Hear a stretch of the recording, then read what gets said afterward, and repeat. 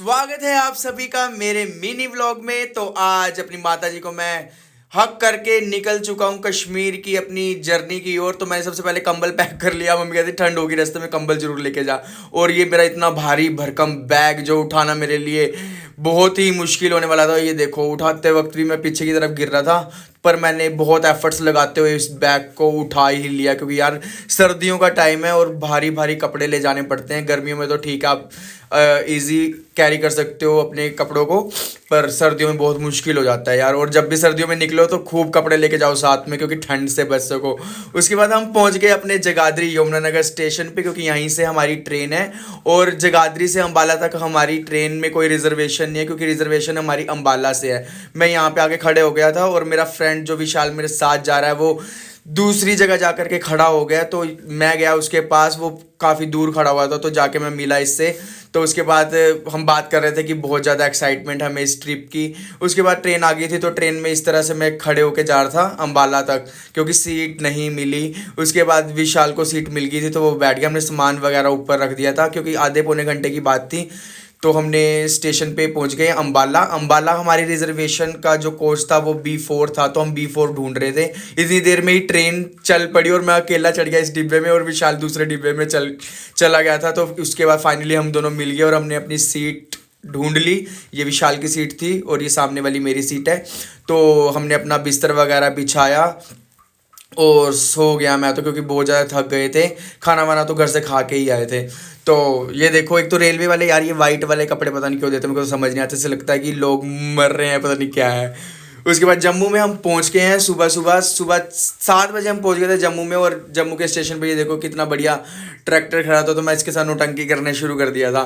तो इसके बाद बाहर जाते ही विशाल को याद आया कि मेरा मफरल तो ट्रेन में ही रह गया। तो ये सामान रख के फिर से भागा वापस, पर निराशा हाथ लगी, ये वापस आया और कुछ भी मिला नहीं इसको वापस।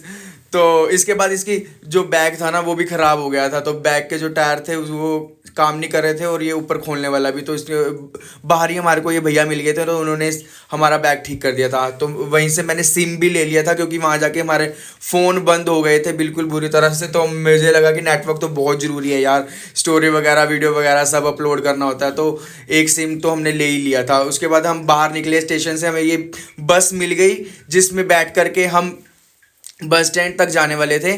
तो बस स्टैंड बेसिकली वहाँ पे एक टैक्सी स्टैंड है, जहाँ से आप बनिहाल के लिए जाओगे। तो आप जम्मू से ये सुंदर नज़ारे देखते हुए बनिहाल जाओगे, पर आपको उसके लिए जाना पड़ेगा टैक्सी स्टैंड पे।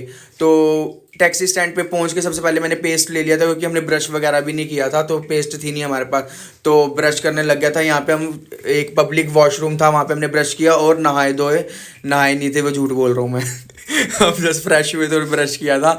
उसके बाद ये हमारे को ट्रैवलर जो कार होती है वो मिल गई थी।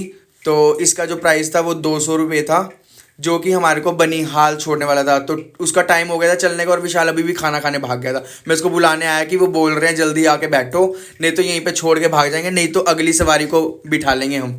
तो बस मैं अंदर जाके बैठा, इतने में विशाल भी आ गया। और लोग बोल रहे थे भाई बार बार रुको मत यहाँ पे, क्योंकि रास्ते में भी जाम मिल सकता है। जितनी जल्दी यहाँ से निकलेंगे उतनी जल्दी हम बनिहाल पहुँच पाएंगे।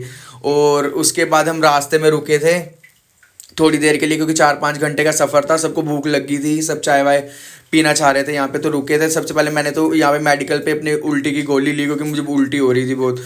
तो यहाँ पे एक धारा देखो पानी का कितना बढ़िया था, और पानी बहुत ही ठंडा था। एक गोली निकलने के लिए भी इतना ठंडा ठंडा पानी, यार बहुत ठंडा पानी था। तो पानी पिया, और उसके बाद विशाल लगा यहाँ पे भी खाने के लिए, और मैं इसका मुंह देख रहा था, क्योंकि मैं नहीं खा सकता था, क्योंकि मुझे उल्टी हो जाती अगर मैं खाता तो। यार यहाँ पे पहाड़ों की जो मतलब टनल वगैरह बन रही है, रेलवे ट्रैक और अपना जो हमारे सड़कें बन रही हैं, उनको बनाने के लिए देखो लोग कितने ऊपर ऊपर तक काम कर रहे हैं, कितना एफर्ट्स कर रहे हैं। तो यहाँ के सुंदर नज़ारे लेते हुए ये देखो पाकिस्तान के झंडे लगे हुए हैं, पता नहीं कौन से झंडे हैं, पर मुझे ऐसे लगे।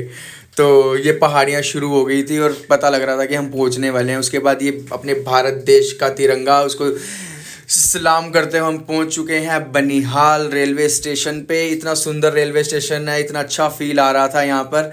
तो उसके बाद इस झंडे को दिखाते हुए मैं निकल गया मस्ती मारते हुए सामने, क्योंकि भूख लगी इतने देर ट्रैवल करने, क्योंकि अब मैं खाना खाने लगा था क्योंकि मुझे पता था कि अब इससे आगे हमें ट्रेन से जाना है, इसलिए खुशी में मैंने खाए राजमा चावल, जो कि बहुत ही टेस्टी राजमा चावल थे।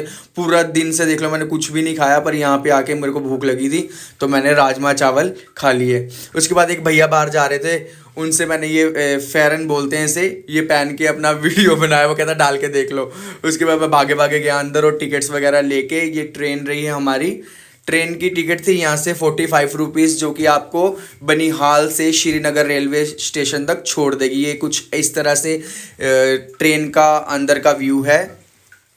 ये ट्रेन जब सर्दियों में यहाँ से प्रॉपर चलती है ना, तो इसके आसपास अभी देखो बर्फ़ नहीं है, बट जब प्रॉपर स्नोफॉल हो जाता है ना, तो इसके आसपास बिल्कुल बर्फ़ होती है और आपको बिल्कुल ऐसा लगेगा जैसे आप स्विट्ज़रलैंड में फ़ॉरेन में हो।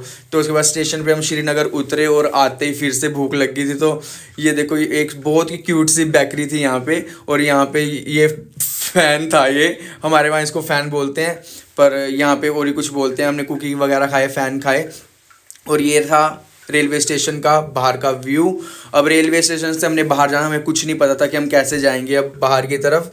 और फिर हमें ये लोकल ट्रैवल के लिए हमारे को बस मिली। बस में हमारे सिर्फ 20-30 रुपए लगे थे और हम लाल चौक तक जा रहे थे इसमें। उसके बाद डल लेक से हम अपना होटल वगैरह जो भी होगा वो लेंगे। अभी हमारे को कुछ नहीं पता हमने होटल कहाँ पे लेना है, कितने में मिलेगा।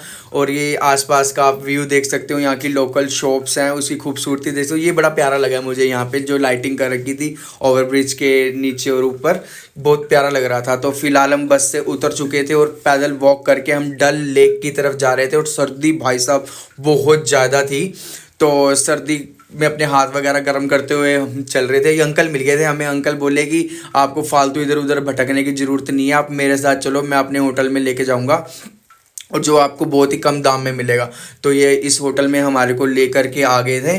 तो यहाँ पे हमारे को होटल बहुत ही कम रेट में मिल गया। वो आप फुल व्लॉग में देखना कि हमारे को होटल किस प्राइस में मिला और किस एरिया में मिला। बहुत ही मिनिमम प्राइस थे इस होटल के, जो कि हम 3-4 दिन अगले इसी में ही रहने वाले थे। ये देखो होटल 2 बंदों के लिए यार सफिशेंट रूम है, और मैक्सिमम टाइम आपको बाहर घूमते रहना है। तो फाइनली होटल मिल गया और मैंने इस व्लॉग को एंड किया और शुक्र किया कि भाई मैं रूम में